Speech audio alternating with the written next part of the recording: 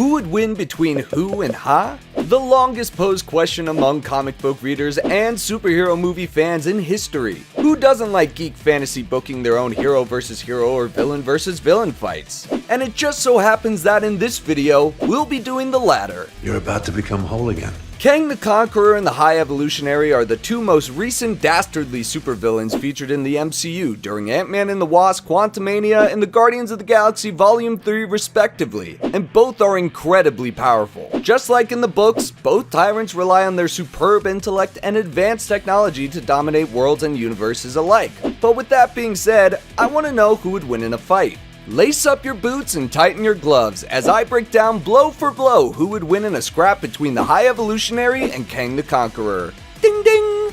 So in order to figure out who would win in a physical altercation between these two similar but incredibly different bad guys, we should start by understanding these characters' histories and comparing any similarities that may cancel each other out. From there, we'll look at each of their notable powers and abilities and how they would affect or not affect their hypothetical foe. And of course, as we do, we will cover both the comics and the movies and see if we can't make any connections there. By the end of this video, I will reveal who would kick the other's butt in a throwdown. You're out of your league. So let's get on with it, shall we? Introducing first, fighting out of the red corner, wearing green with purple trim and sporting a bright blue face.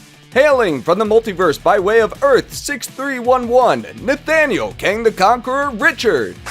In the comics, Nathaniel Richards is the distant future descendant of Mr. Fantastic Reed Richards. Nathaniel is the greatest scientist that time and space has ever known and has had various incarnations over the years, and each identity has its own extensive history. Iron Lad, Ramatut, Immortus, Kid Immortus, the Scarlet Centurion, He Who Remains, and many others are all different versions of Kang. But for the sake of this video, we will focus on the main man himself, Kang the Conqueror, sometimes referred to as Prime Kang.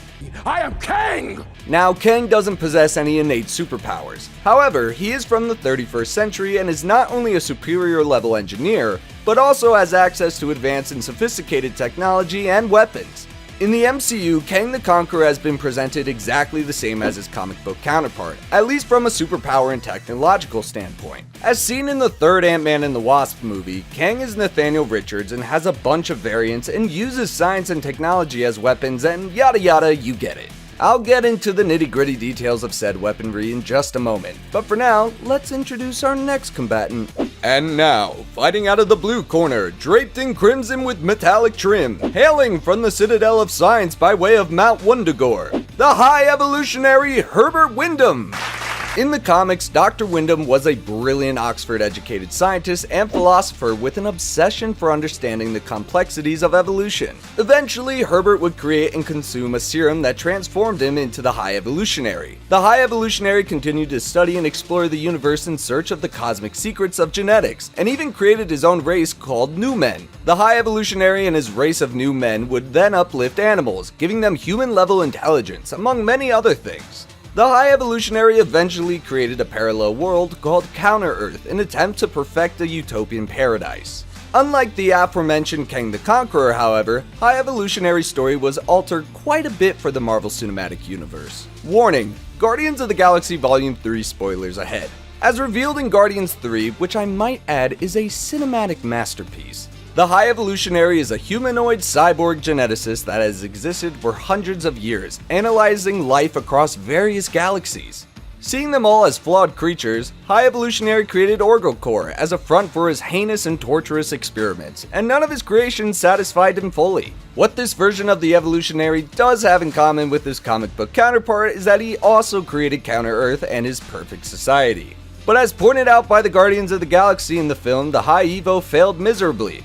In the comics, and much like Kang, High Evolutionary depends on his supreme intellect and technology. When exposed to his evolutionary accelerator machine, High Evo can shift between godlike powers and Neanderthal-level abilities. In the movies, High Evo's accelerator machine is used to evolve his abused creations millions of years in an instance, and his powers are more along the lines of biotechnological advancements and upgrades. So what I'm about to do now is compare the powers and abilities that Kang and Evo both share in the comics, and then do the same for the MCU, and then see who edges who out in each regard based off of what we've seen from both villains. Now, the one thing the Evolutionary and the Conqueror have in common in the books is that they both derive the majority of their power and are protected by their armor and exoskeletons. Kang's armor is produced from a rare 40th century synthetic alloy and functions neurokinetically. That means it responds to subconscious thoughts. Duh. The Evolutionary's exoskeleton, on the other hand, provides its wearer with near-perfect defense against all physical attacks, and exceptional protection from energy, psionic, and magical attacks. Now in the MCU, and what will be a reoccurring theme with most things mentioned throughout this video, Kang's armor works identically to his pencil and inked counterparts, whereas High Evolutionary's exoskeletons do not. A good example of this would be how Kang's armor in both the comics and movies works subconsciously and can absorb energy attacks, which is great for defensive tactics. On the other hand, High Evo's automatic defense system, capable of deflecting nearly any and all physical blows from the comics, are nowhere to be found in this one and only film appearance. In the comics, Evolutionary's exoskeleton also has a life support system that provides him nourishment and can create a whole new body, or even restore Wyndham's life in the event of death. In Guardians 3, well, let's just say High Evolutionary stops evolving altogether by the end of the movie. He dies. Anyhow, it's safe to say that in the comic books, High Evolutionary's exoskeleton is much better than Kang's armor, simply for the fact it renders its wearer virtually immortal. However, in the MCU, Kang's armor is infinitely more powerful and functional on a combative level, giving Kang the edge in that regard.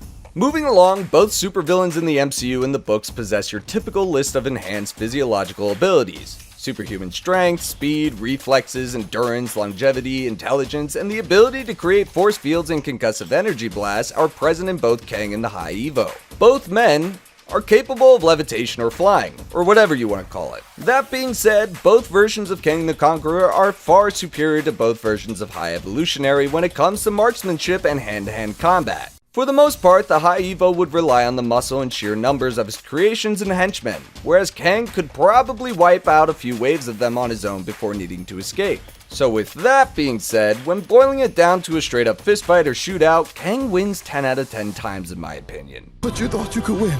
In the MCU, both villains have their own armies, but the High Evolutionaries was much more even-keeled and went on to turn on their leader. In contrast, Kang's Quantum Realm soldiers were willing and ready to fight and die on a whim for theirs. So Kang's army is definitely more badass, but that's neither here nor there. As we continue breaking down this tale of the tape, it's time to go over the meat of the matter, and highlight the key differences between these two nefarious sociopaths, which will surely give us a better idea of who would ultimately win in a fight. As I mentioned earlier, Kang is capable of absorbing energy blasts and is also capable of dishing them back out. In Guardians 3, we saw High Evolutionary use some sort of telepathic powers that he can use to throw people around and even rip giant concrete walls off of buildings. Now that is really cool and all, but Kang would be able to break or blast through that garbage with ease. That being said, in the comics, High Evolutionary possesses mass manipulation abilities, meaning he can shrink or grow hundreds of feet, which could help nullify some of Kang's weapons and striking skills. But in the movies, that ability was absolutely nowhere to be seen. So again, this is all starting to boil down to which version of which villain we are talking about here.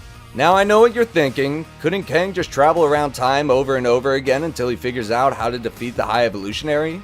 Well, that would be easier said than done in the comics. As I said before, the High Evo is nigh invincible on the page. In the movies though, all Kang would have to do is find a timeline where the Guardians of the Galaxy show up and the job would be done for him. Joking aside, creating entire planets and civilizations is now quote-unquote power to wag a finger at. But that being said, Kang has shown he can destroy entire planets and universes, with minimal resistance in most cases. Comic book High Evolutionary also ascends to god tier power levels, as I touched on earlier, where your boy Kang has been smacked around one-on-one by Spider-Man, Black Knight, the Fantastic Four, and many others. That being said, in the flick, the High Evolutionary gets his butt whooped a couple of times before being killed off completely by the end of Guardians of the Galaxy Volume 3. Kang the Conqueror, on the other hand, is being presented as the next big bad, or Thanos-level threat, of the entirety of the MCU during phases 4 through 6. So, who would win? As I'm sure you've gathered by the information I've divulged thus far in this video, and as I mentioned a little earlier on, it all really depends on which version of which villain we are talking about. But even though that's the case, the victors in both the books and the movies are quite clear. When it comes to Marvel Comics, the High Evolutionary is basically unkillable, if that's even a word, and could probably defeat Kang a bunch of times over. Although you can't count Kang out entirely, as he has figured out ways to conquer planets and galaxies before. His luck with gods, however, not so much. In the movies, Kang absolutely washes the High Evolutionary. In fact, I'm convinced Howard the Duck could probably have pulled off defeating High Evo if he really set his mind to it in the MCU. But that's not what made High Evolutionary such a memorable and sinister villain in Guardians 3, who I have to admit was much more compelling than Kang was in Ant-Man 3. All in all, the biggest difference between these two villains is that the High Evolutionary is more interested in cultivating life, whereas Kang is more interested in seeing it end. So in conclusion, my money's on the Conqueror, and for that, MCU Kang gets the clear victory over High Evolutionary, and the overall win in our fantasy dream matchup. And there you have it. That's who would win between the High Evolutionary and Kang the Conqueror in a fight. Am I wrong? I'm sure some of you think so tell me why in the comments section. And while you're down there, be sure to hit those like and subscribe buttons and enable notifications so you don't miss any combative comic content.